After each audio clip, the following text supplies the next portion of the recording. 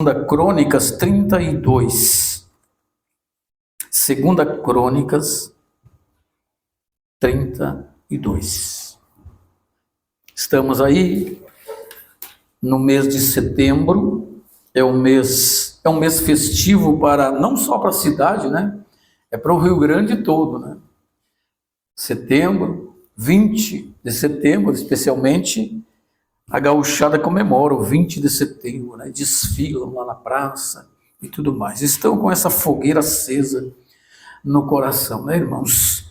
O mundo está em festa, mas não é desse fogo que nós precisamos, né? Não é desta chama, é uma chama natural, vazia, que não se traz alegria, ela é momentânea, passageira, né?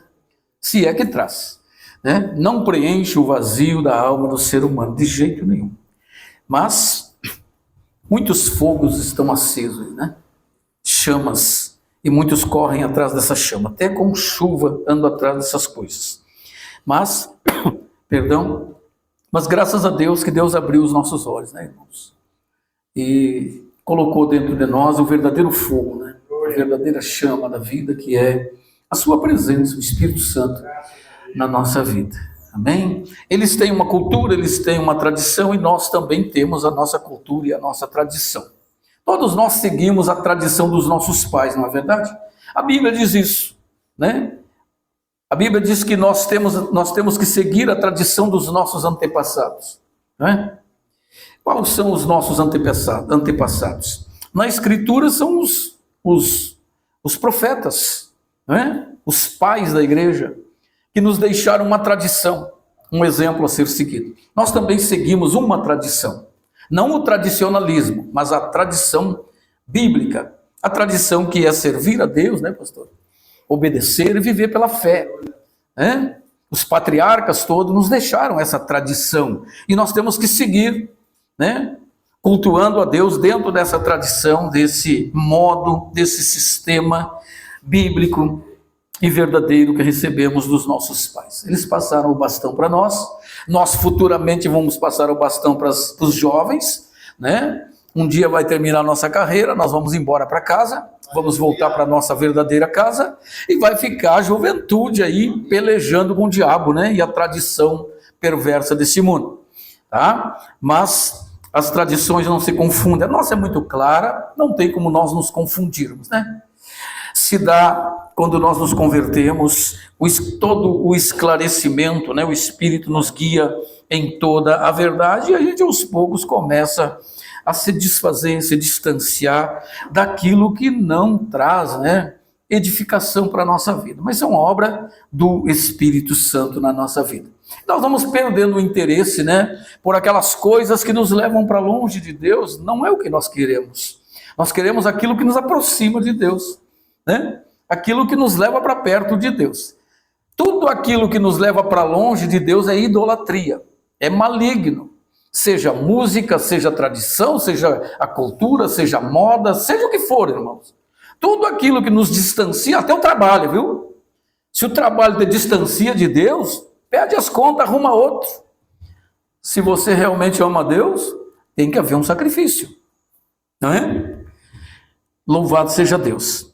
Eu fiz isso, irmãos. O meu trabalho me separava de Deus. Um dia Deus me pegou aqui, ó. Eu vou ler a palavra, porque eu vou pregar aqui bem pertinho. O 29 aqui.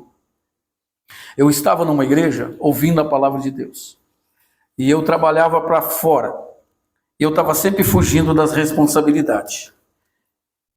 E aqui em 2 Crônicas 29, a partir do verso 10, eu quero ler com vocês o que Deus falou comigo, e a partir desse momento eu nunca mais fugi.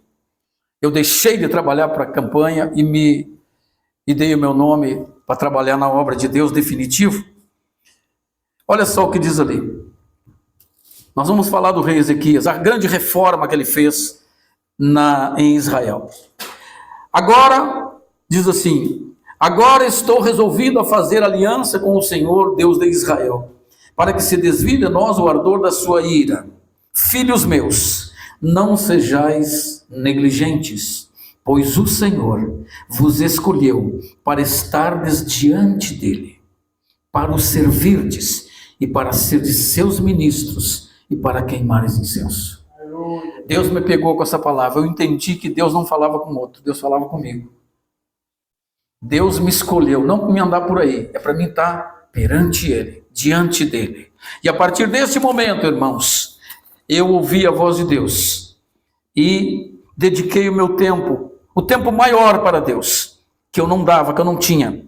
E minha vida mudou. Amém? Para melhor.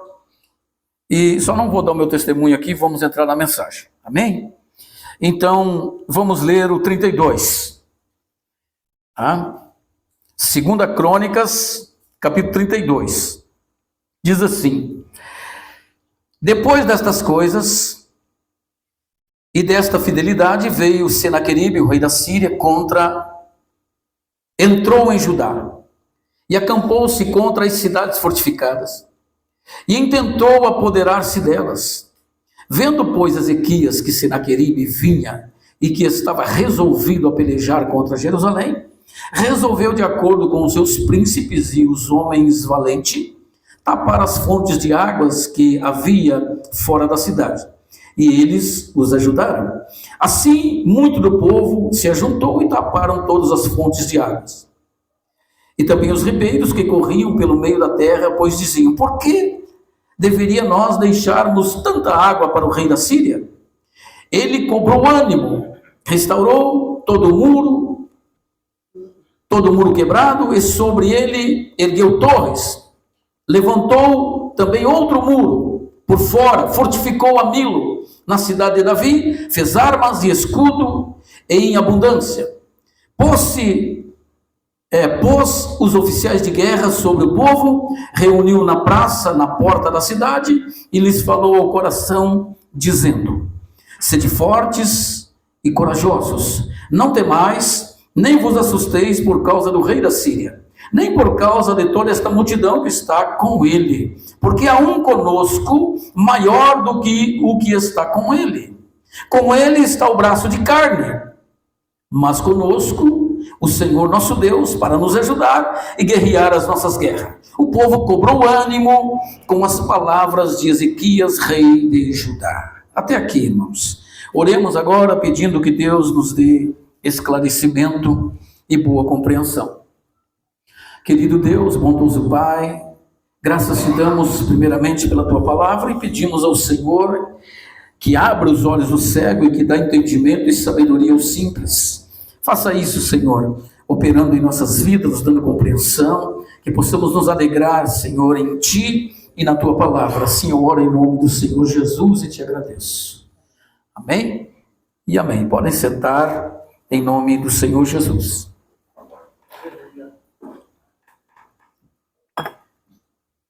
Então, quero falar nessa noite, meus irmãos, desta mensagem tão especial para nós, que Deus colocou no meu coração. Quero destacar aqui, primeiramente, o zelo, a espiritualidade e a fé deste rei chamado Ezequias. Este homem, quando chegou a ele a oportunidade, meus irmãos, de fazer a coisa certa, ele fez. Porque o seu pai, o rei Acás, foi um dos piores reis de Israel. Ele profanou o santuário. Ele levou Israel à idolatria, a adorar Baal e aos deuses das nações pagãs. E ele cresceu vendo isso, dentro da sua casa, o seu pai, vendo ele fazer todas essas bárbaras. E ele, quando chegou a sua vez, ele decidiu fazer diferente. Ele decidiu viver uma vida reta e alinhada com a vontade de Deus. Esse homem fez, irmãos, nos dias dele, a primeira reforma religiosa, vamos dizer. Ele fez uma reforma em Israel. Ele tirou de Israel toda a idolatria, todos os altares dos deuses pagãos, até inclusive a serpente de bronze que fora levantada lá no deserto por Moisés. Vocês acreditam que o povo fez daquilo, pastor, um altar? E eles queimavam, Israel queimava incenso para aquela serpente de bronze que está lá em Números 21. quando aquelas serpentes vieram e picavam o povo e eles estavam morrendo, Deus orientou Moisés que ele levantasse numa haste uma serpente de bronze e todo aquele que olhasse para a serpente era curado. Eles passaram a venerar aquela serpente. E eu vou ler com vocês, está aqui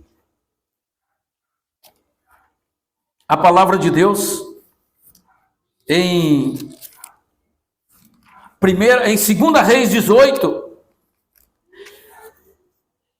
2 Reis 18, irmãos, narra a mesma história, como também em Isaías 36. 3 autores dos livros, eles narram essa história do reinado do rei Ezequias. E aqui precisamente tem esse ponto esclarecido aqui que nos fala da serpente de bronze. Eu quero ler com vocês. 2 Reis 18, a partir do verso 4.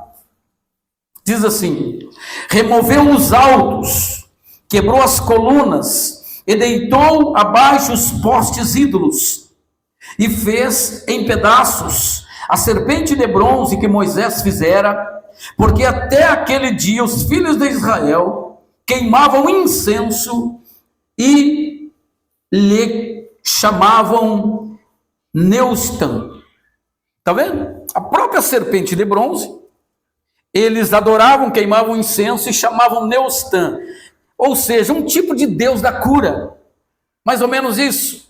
A serpente de bronze que cura, porque todos eram curados, né? Foram curados naquela época, e eles fizeram daquilo um amuleto, um deus, e estavam adorando. Veja só que ponto chega, né? A ignorância do povo. Mas ele, na sua oportunidade, o rei Ezequias, ele termina com o império da idolatria. Ele derruba todos os altares que havia em Israel. Amém? E ele ensinando o povo, meus irmãos, o que a Bíblia e os mandamentos de Deus ensinam. Que o povo de Deus, ele não pode ter 2 altares. Ele tem que ter um só altar, um só Deus, uma só fé, um só batismo e um só Senhor. É isso que a Bíblia nos ensina. E é isso que o rei Ezequias fez. Foi isso que ele ensinou para a sua nação. Ele trouxe o povo, ele restaurou o culto. Se você ler a partir do 29 até o 32, você vai ver. Ele celebra a Páscoa, que era a ceia dos judeus. Ele organiza os levitas, ele coloca tudo em ordem. Ele lança fora toda a imundícia que estava no templo, toda a idolatria, todo o culto pagão, e ele restaura o verdadeiro e genuíno culto ao Deus único, o Deus de Israel. Ele teve muita coragem, muita fé, muito zelo pela obra de Deus. E aqui começa já a mensagem, irmãos. E isso lhe custou muito caro. Por isso a gente vê aqui a primeira perseguição já se levanta contra ele. Este homem foi um grande reformador, um verdadeiro protestante. Ezequias, posso chamar ele de protestante, assim como nós. Ele optou pela reforma, por fazer a coisa certa, por trazer o povo para as Escrituras e dar a Deus o verdadeiro culto. O culto puro, santo e aceitável a Deus. Coisa que o pai dele não estava fazendo. Então veja só, devemos sim elogiar a fé, né, a coragem, o exemplo deste rei. E nessa noite vamos pegar o exemplo. Mas é justamente isso que acontece, meus irmãos, trazendo para os nossos dias. É exatamente isso que acontece com a vida daquele que se separa, que se consagra e quer fazer a coisa certa. Ele se separa de todos os demais. Ele decide fazer a coisa certa, fazer a obra de Deus como tem que fazer, pagar o preço que tem que pagar. Ele não está nem aí com o que vão dizer. O desejo dele, do coração dele, é fazer a vontade de Deus. Não importa se isso vai lhe custar perseguição, luta, dificuldade, até mesmo a vida. Ele está decidido. Ele está disposto a ir contra o sistema, a ir contra o império das trevas. E ele traz, irmãos, e ele começa a primeira reforma religiosa em Israel. Este rei, ele se levanta contra tudo que é anticristo, antibíblia, anticulto. E ele restaura completamente o culto as celebrações, as festas, ele organiza os levitas, ele purifica o santuário que estava imundo, entendeu? Ele faz tudo certinho, e ele está fazendo a obra de Deus, irmãos, como Deus quer. Ele está cheio da graça, cheio do poder, cheio da unção, cheio de amor. Ele quer produzir, ele quer ensinar o povo o verdadeiro caminho, a adoração ao único e verdadeiro Deus. Ele está fazendo a obra certa, ele está adorando o único e verdadeiro Deus. Só que o diabo, na figura aqui de Senaqueribe, ele vem para atrapalhar, para infundir medo, terror, para fazer com que ele fique com medo. Porque esta é a arma do diabo. Essa é a meta dele. Mas eu quero ler com vocês, irmãos, aqui no verso, fique com a sua Bíblia aberta. Quando Senaqueribe vem afrontar ele, trazendo os seus mensageiros, e depois ele envia carta também ao rei Ezequias, para amedrontar e fazer com que ele ceda. Ele diz assim, o próprio Senaqueribe diz assim no verso 12, não é esse Ezequias, o que tirou os altos e os altares, e falou a Judá e a Jerusalém, dizendo, diante de apenas de um altar vos prostrareis, e sobre ele queimareis incenso. Era isso que o rei Ezequias estava ensinando. E o Senaqueribe está dizendo, olha, nós temos muitos altares, muitos deuses, nós somos muito mais fortes, muito mais poderosos. Não se engane com Ezequias. Esse Ezequias é muito fraco. Ele não tem muitos deuses como nós. Nós temos centenas de deuses, vários deuses. E nós não perdemos uma batalha, todas as batalhas que nós enfrentamos, nós fomos vitoriosos. E vocês não se engane que esse Deus, o qual o rei Ezequias está apresentando para vocês, ele está falando ao povo, que está apresentando para vocês, não vai poder livrar vocês das mãos do rei da Síria. Não se engane. Ele estava, irmãos, jogando sujo, fazendo com que o povo desse ouvido à sua voz e se voltasse para ele e se rendesse a ele. Só que ele não logrou êxito, meus irmãos, porque o povo acreditou nas palavras do rei. Mas veja só, irmãos, o que esse rei fez, o rei Ezequias, com muito zelo, com muito amor, ele ensinou os filhos de Israel que eles deveriam queimar incenso e oferecer seus sacrifícios em apenas um altar. O único e verdadeiro altar, o altar do Senhor, o verdadeiro culto. Vocês estão entendendo, irmãos, o que esse homem está fazendo? É muito grande isso. O que muitos reis lá atrás, na sua oportunidade, não fizeram. Não estavam nem por aí. E é o que muitos estão fazendo também, irmãos, por aí. Não estão nem aí com o altar do Senhor, fazendo a obra relaxadamente, de qualquer jeito. Não estão preocupando-se com a purificação do coração do povo.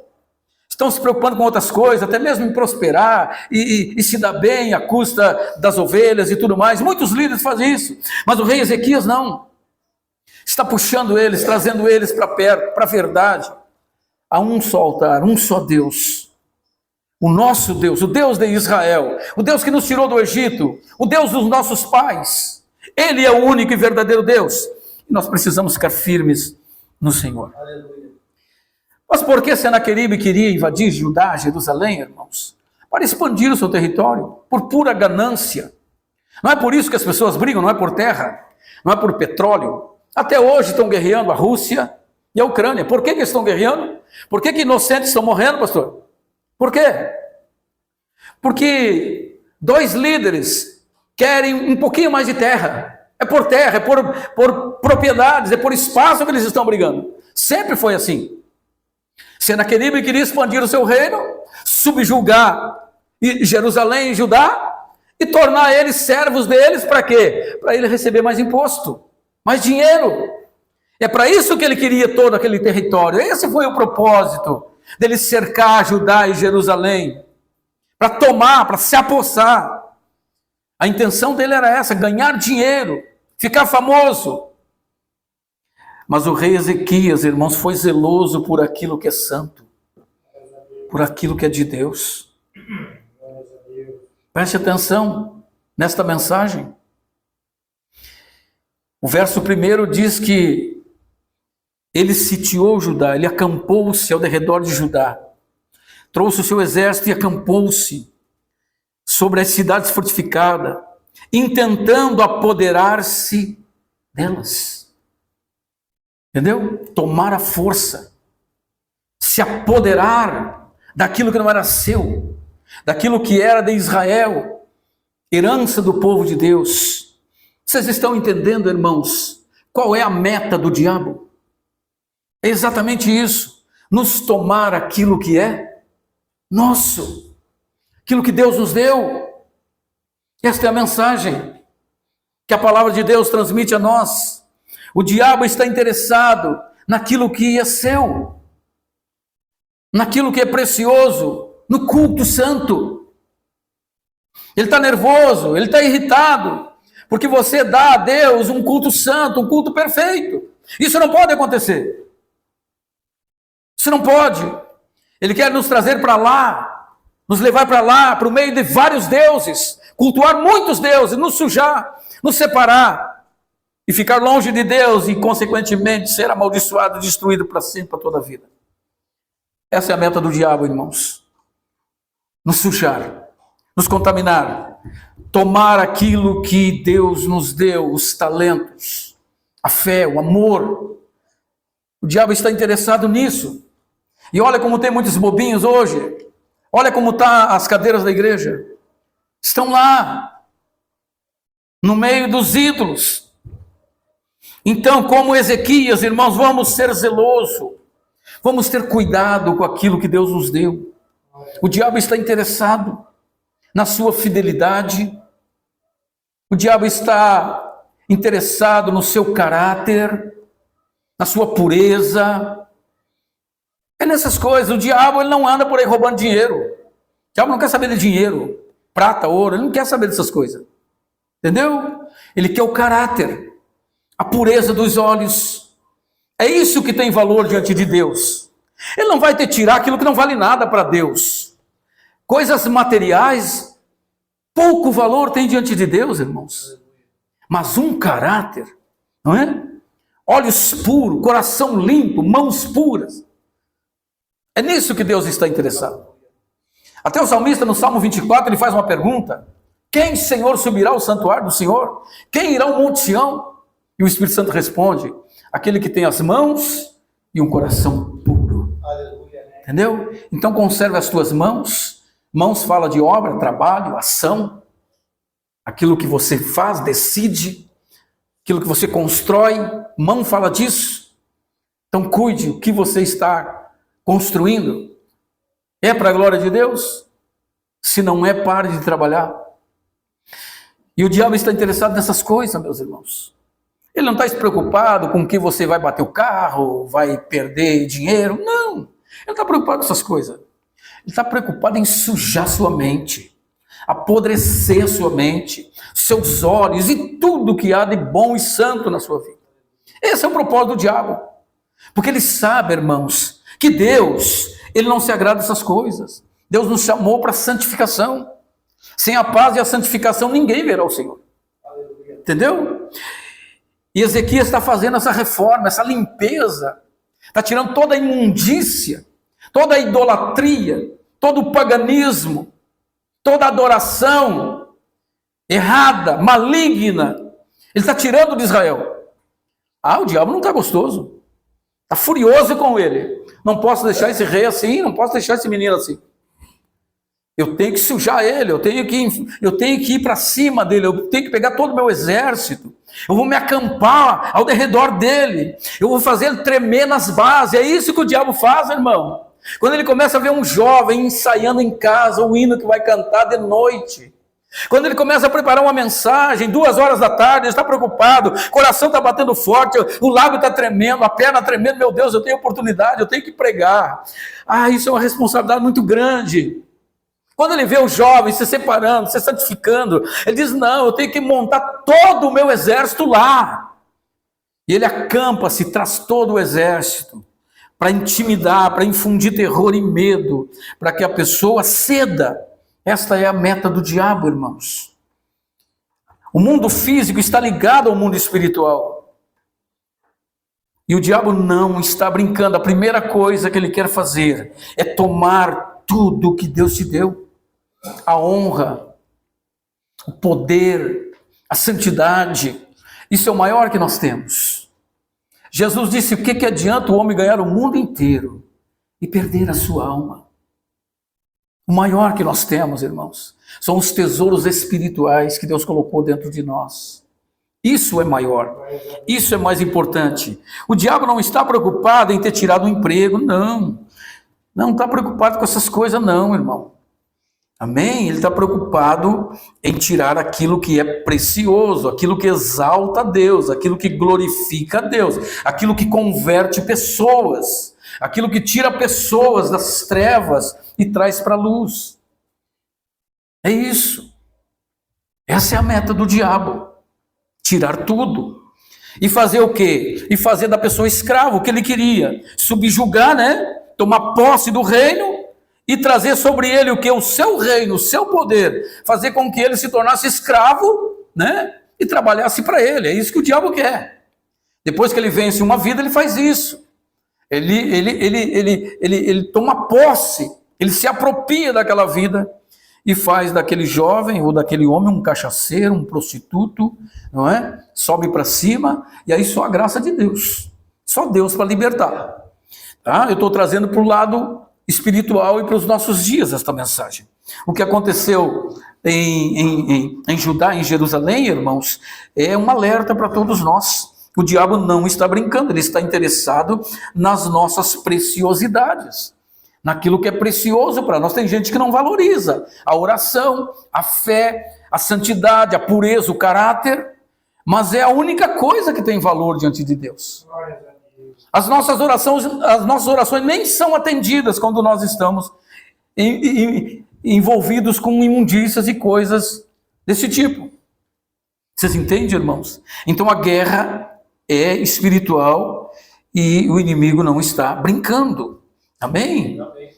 Veja como ele afronta aqui no verso 12, no verso 9, ele começa a afrontar o rei Ezequias e infundir terror sobre ele para que ele frouxe, para que ele desanime, mas ele foi firme na sua fé e na sua decisão. Veja só, irmãos, quando ele percebe, diz o texto, no verso 2, que o rei Senaqueribe estava decidido mesmo a guerrear contra Jerusalém, contra Judá, ele se prepara para a batalha, ele não foge, ele se prepara para guerrear. Ele percebe que o inimigo está próximo, está com o seu exército acampado, e ele vai usar agora todos os recursos, todos os meios que ele tem. Ele não vai fugir, ele não vai deixar de lutar, ele vai usar as armas que tem para vencer o inimigo. E a Bíblia diz, irmãos, que ele reúne todos os príncipes, tá? Todos, e resolvem tapar todas as fontes de água, porque numa batalha, imagina, não é? Como ficar muito tempo acampado se não tem água? Veja como Ezequias foi estrategista, usando a sabedoria, né? Todo o servo de Deus tem que ser estrategista, tem que saber como, né, vencer o inimigo, como dificultar para ele, entendeu? O rei Ezequias aqui está cavando dificuldade para eles. Vamos fechar todas as fontes de água, os rios, existe até o túnel do rei Ezequias. A Bíblia diz que ele desviou a água do rio, fez passar para dentro de Jerusalém, para dentro da cidade de Jerusalém, para que não faltasse água. Porque naquela época, irmãos, quando dava as guerras, né, às vezes durava anos, muitos anos. Eles sitiavam a cidade, ficavam acampados ali muitos anos, até que terminasse a comida, pastor Theo. Até que terminasse o alimento, porque as cidades era feita, irmãos, era construída em volta das cidades uma muralha muito grande, muito grande.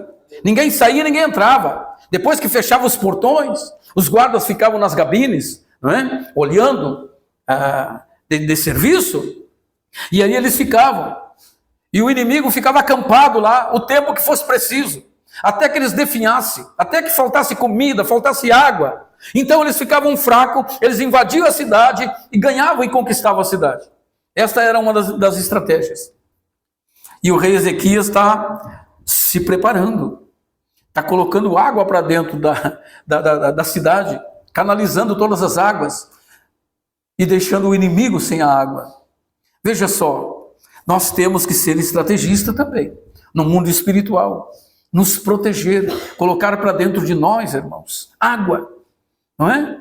Colocar para dentro de nós aquilo que vai nos manter com vida, num período longo de guerra. Não sabemos quanto tempo vai durar, não sabemos quanto tempo esse inimigo vai ficar acampado ao nosso redor. Então eu tenho que ter muita água, eu tenho que ter alimento.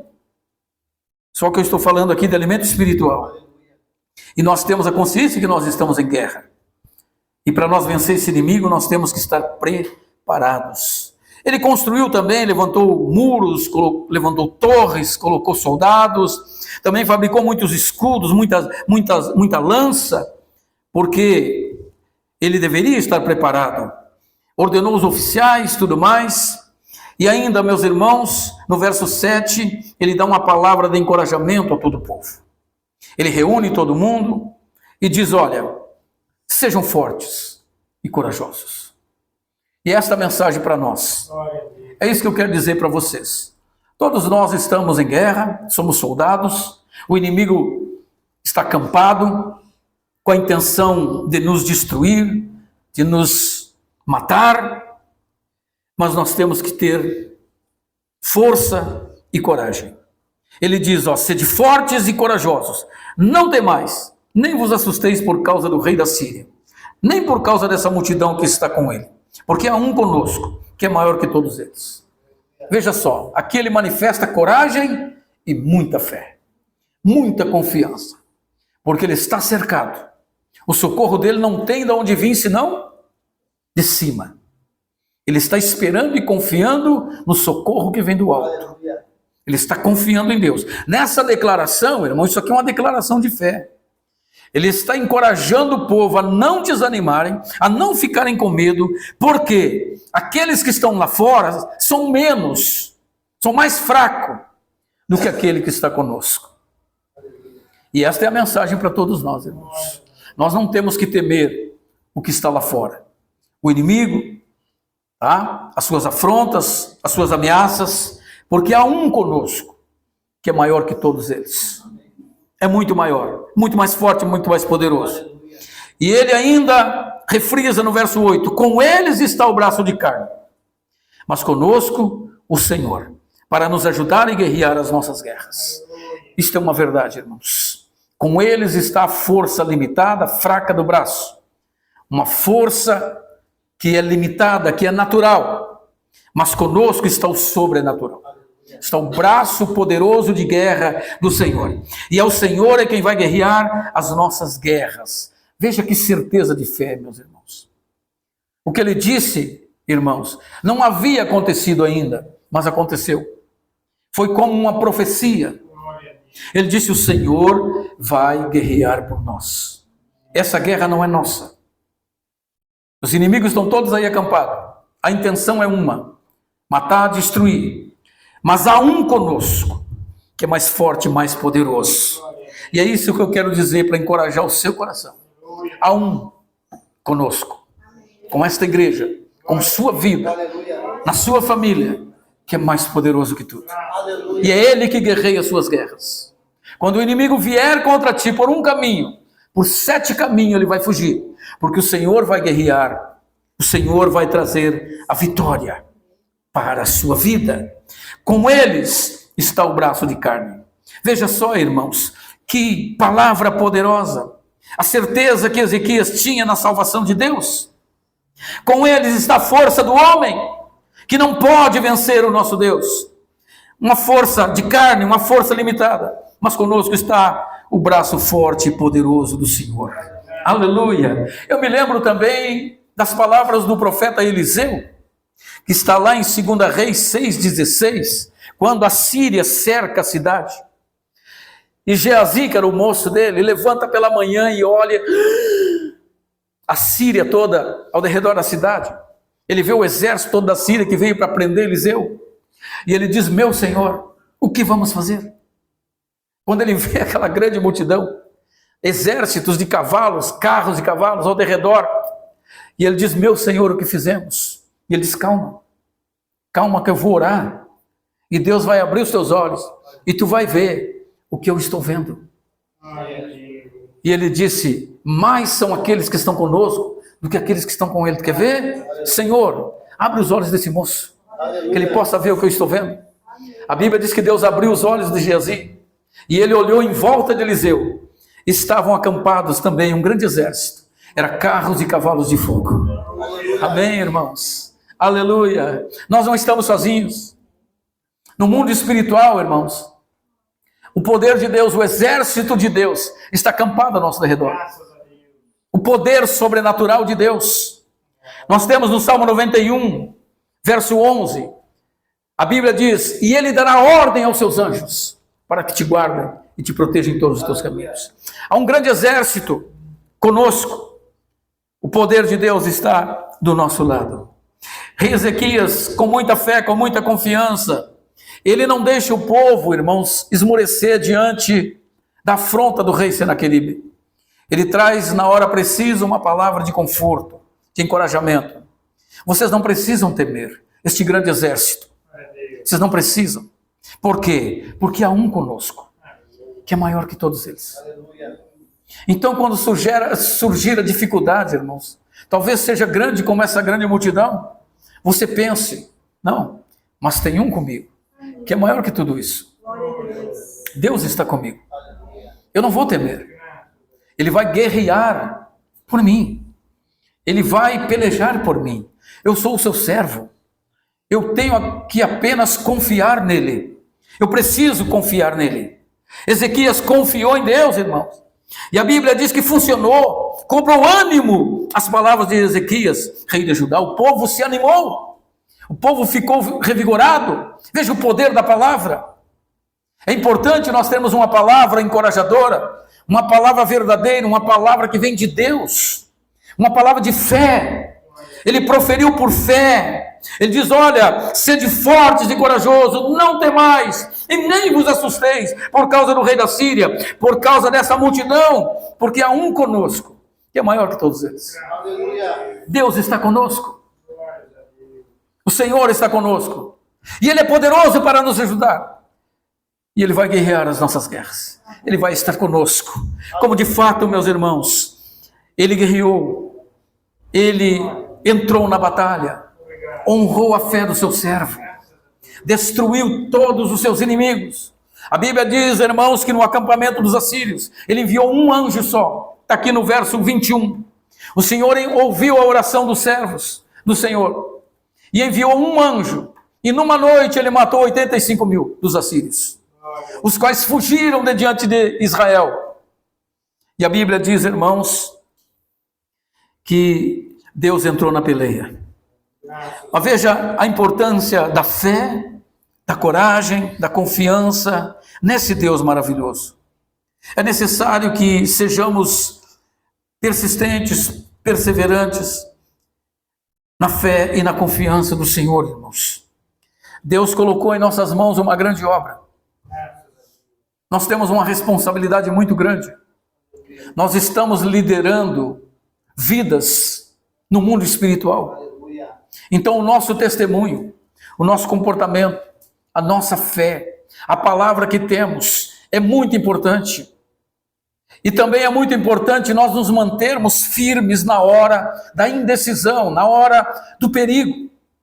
Quando o inimigo vem, um momento terrível, para aquele que vinha trazendo reforma, para aquele que vinha se alegrando na presença de Deus, para aquele que vinha derrubando toda a idolatria de Israel, desmistificando todo o culto pagão e imundo, purificando, trazendo a purificação. Imagina, irmãos, a alegria no coração deste homem.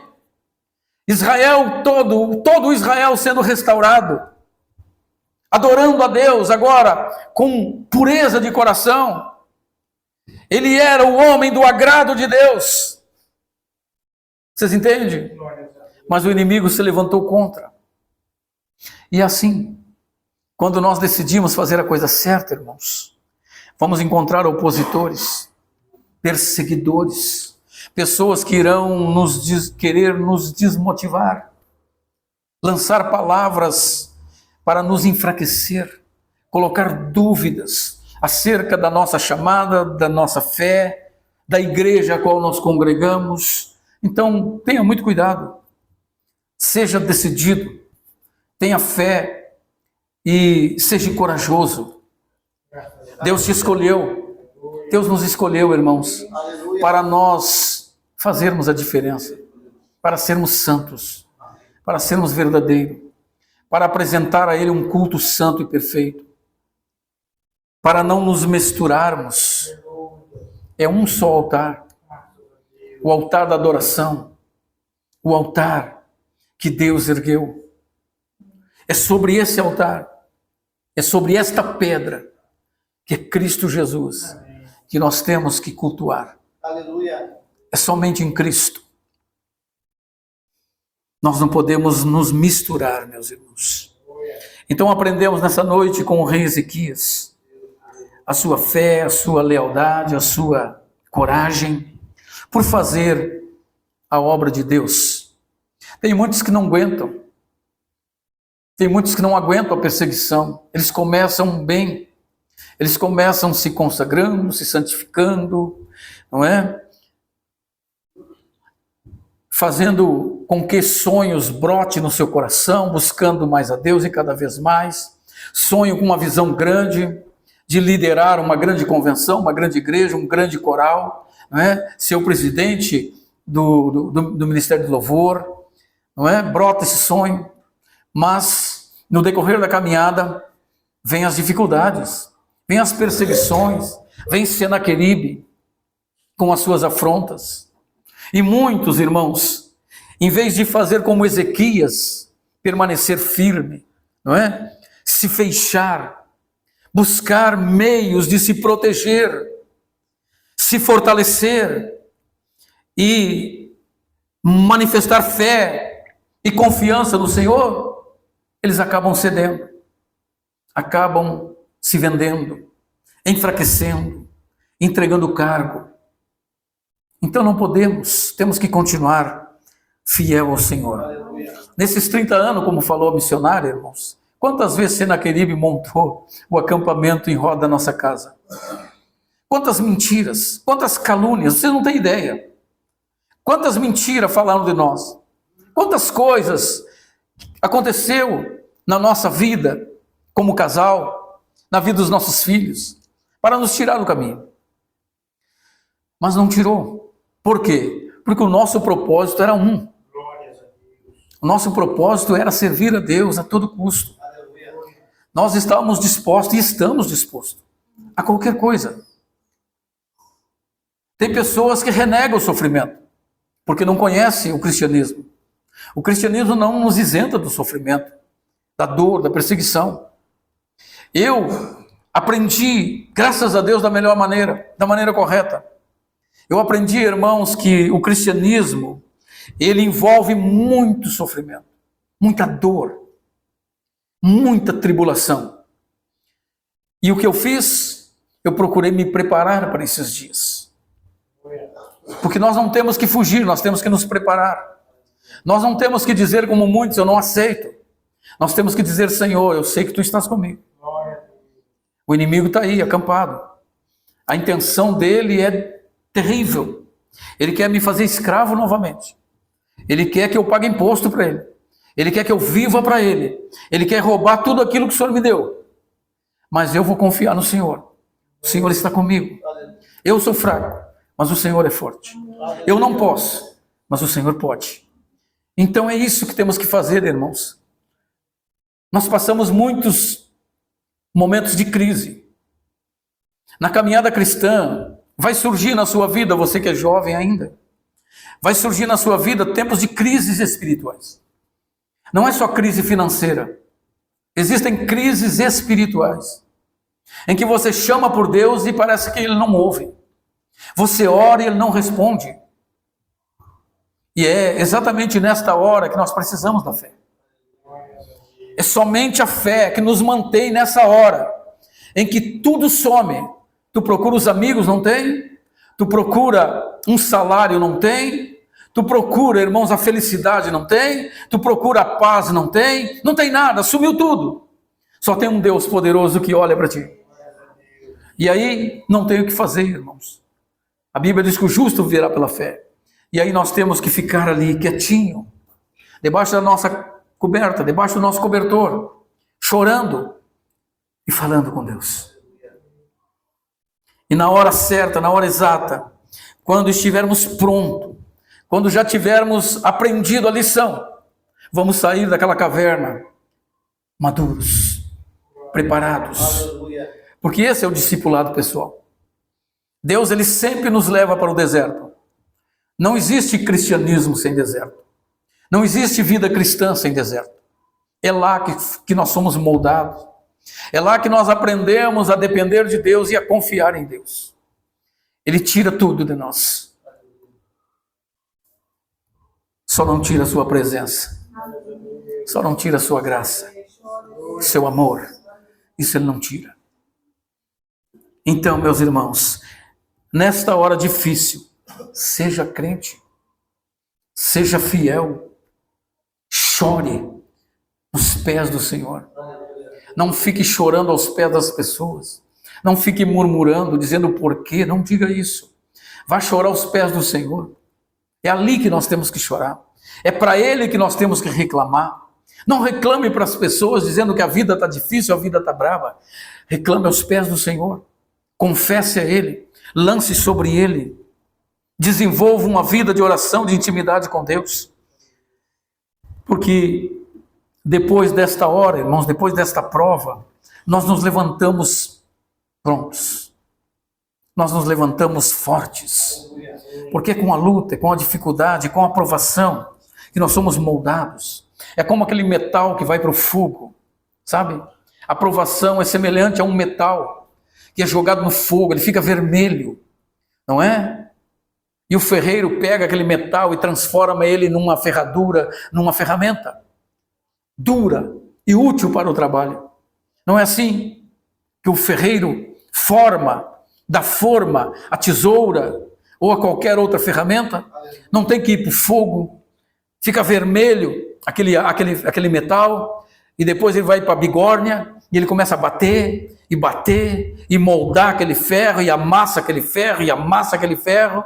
Pois isso é a provação. Aleluia. Deus nos leva para o fogo da provação.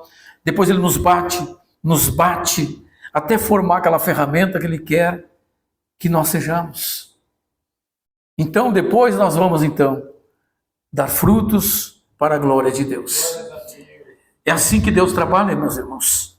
Não tem moleza para ninguém na caminhada cristã. O que temos que ter? Coragem. Sede fortes e corajosos. Não temam esta grande multidão, porque há um conosco que é maior que tudo. E é isso que temos que ter em mente sempre, meus irmãos. Amém? E decidir fazer a coisa certa. Vamos unir as duas coisas, irmãos. Nos separar para Deus e resistir o dia mau, a provação, o problema, a perseguição quando vier. Olhar para cima e saber que Deus está de lá, no controle de todas as coisas. É Ele que guerreia as nossas guerras. E nós não vamos perder nenhuma batalha.